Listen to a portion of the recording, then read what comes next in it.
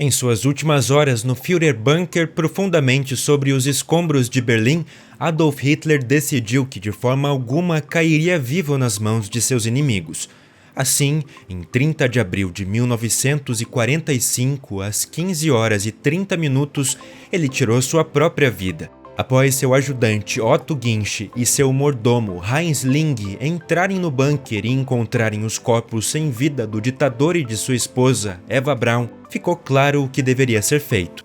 Eles enrolaram os corpos em um tapete, cobriram-nos com papel embebido em gasolina e os incendiaram no pátio da chancelaria do Reich. De forma alguma, o corpo do Führer deveria ser encontrado pelos aliados. No entanto, o plano falhou. Apenas a gasolina queimou e os corpos não foram sequer parcialmente carbonizados. O que aconteceu depois com o corpo de Hitler é inacreditável e alimentou especulações por décadas. Quando as tropas soviéticas invadiram o local em busca do ditador, recusaram-se a acreditar que ele estava morto. A notícia de sua morte foi um golpe para Joseph Stalin, que havia ordenado a captura de Hitler vivo. Assim, os soviéticos vasculharam o terreno meticulosamente até encontrarem o corpo de Hitler.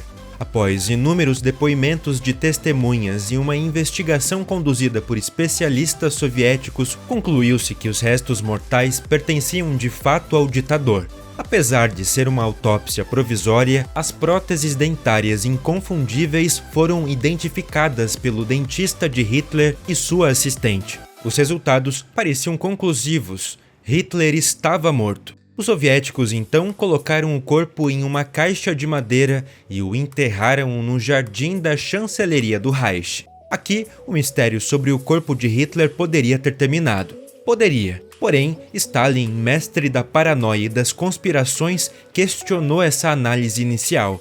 Em 9 de junho de 1945, mais de um mês após a descoberta do corpo, o chefe do Estado-Maior soviético, Marechal Zhukov, declarou que nada se sabia sobre o destino de Hitler, sugerindo que ele poderia ter escapado no último instante e estaria na Espanha. Na Conferência de Potsdam, em julho de 1945, Stalin afirmou pessoalmente que não havia provas de sua morte e que seus restos mortais ainda não haviam sido encontrados, apesar das investigações. Até hoje não está claro se Stalin realmente duvidava da morte de Hitler ou se fazia tais declarações para confundir os aliados ocidentais. O fato é que ele alimentou especulações e teorias da conspiração em todo o mundo. Já em junho de 1945, 2/3 dos americanos acreditavam que Hitler poderia estar vivo.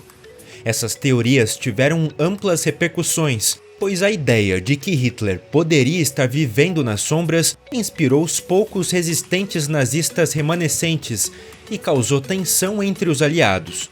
Diversas histórias começaram a surgir ao longo do tempo, incluindo uma que envolvia um tenente alemão. Ele afirmou que Hitler havia deixado Berlim em um tanque com Martin Bormann e Eva Braun, fugindo para a Argentina de submarino via Dinamarca. Houve também especulações de que os restos encontrados pertenciam apenas a um sósia de Hitler.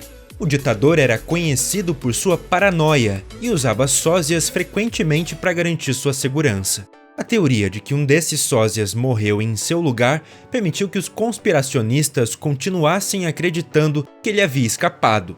Surgiram relatos afirmando que Hitler teria mudado sua aparência com cirurgia plástica e fugido para a América do Sul ou até mesmo para o Ártico em um submarino secreto. As décadas de 1950 e início de 1960 marcaram o auge das teorias conspiratórias sobre Hitler. Informações de inteligência vinham de todos os lados e relatos de supostas testemunhas e documentos duvidosos circulavam. A CIA e o FBI foram inundados com pistas sugerindo que Hitler vivia em algum lugar remoto do mundo, talvez até nos Estados Unidos. Todos becos sem saída, porque na realidade a verdade era bem menos espetacular. Já em 1946, o NKVD, o Comissariado do Povo para Assuntos Internos da União Soviética, havia começado secretamente a verificar os mitos. Em maio de 1946, uma comissão especial desenterrou os restos mortais de Hitler no jardim da chancelaria do Reich e os examinou novamente. A análise do crânio confirmou que os restos pertenciam ao ditador, mas o público nunca foi informado sobre esse resultado. Enquanto o mundo continuava a especular sobre o paradeiro de Hitler, uma unidade da polícia secreta soviética movia a caixa com os restos mortais de um local para outro, incríveis 9 vezes, enterrando e desenterrando os restos em locais diferentes, ora para novas identificações, ora para evitar investigações por outros generais. E assim, os restos mortais de Hitler foram constantemente transferidos por vários locais na Alemanha ao longo dos anos. Apenas fragmentos de seu crânio foram enviados a Moscou para investigações adicionais. A jornada dos restos mortais terminou inicialmente em uma área militar em Magdeburgo. Lá, soldados soviéticos os enterraram e asfaltaram o local do túmulo. Décadas depois, mais precisamente em 1970, os soviéticos decidiram desocupar o terreno militar em Magdeburgo e transferi-lo para a República Democrática Alemã. Contudo, queriam evitar a todo custo que os restos mortais de Hitler fossem descobertos. Naquela época, ninguém sabia o que havia acontecido com o corpo de Hitler ou onde ele estava enterrado. Em 13 de março de 1970, o diretor da KGB escreveu pessoalmente a Leonid Brezhnev, chefe do Partido Comunista. Diante da possibilidade de obras e outros trabalhos de escavação nesse território que poderiam levar à descoberta das sepulturas, considero conveniente confiscar os restos mortais e destruí-los por meio da cremação.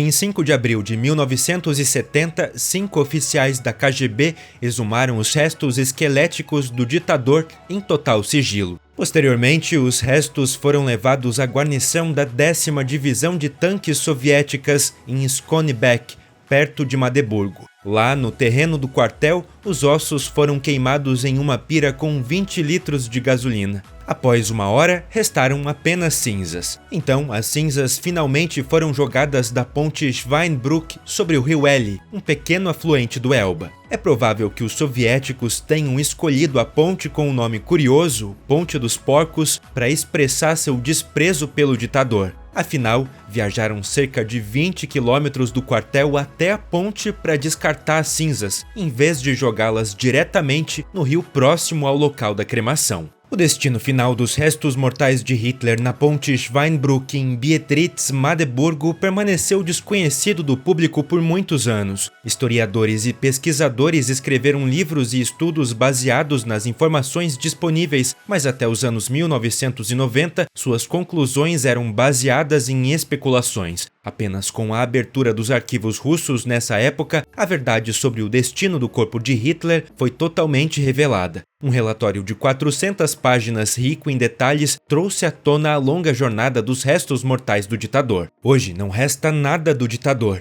exceto fragmentos do crânio enviados a Moscou. Esses fragmentos permanecem no arquivo central da Rússia e, ao longo dos anos, foram examinados diversas vezes devido a dúvidas sobre sua autenticidade.